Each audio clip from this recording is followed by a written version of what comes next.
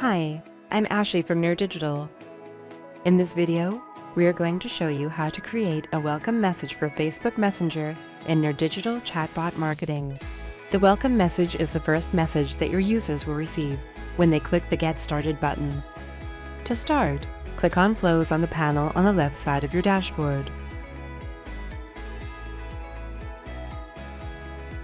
Click on the Add Flow button. Name your welcome message flow. Create your desired flow as a welcome message to engage or navigate users to different bots and flows. Keep in mind that a welcome message is the very first bot flow that your users will interact in. So take the time to plan and design it properly.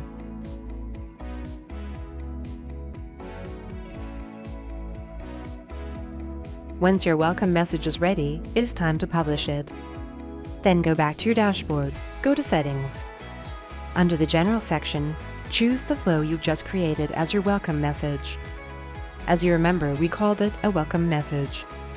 So we are going to choose this flow. Now, let's test it. There you go. We just created your welcome message in nerDigital Chatbot marketing. See you in the next video. Thank you for watching this video. Don't forget to subscribe and make sure to press the bell icon to get notifications when we upload a new video.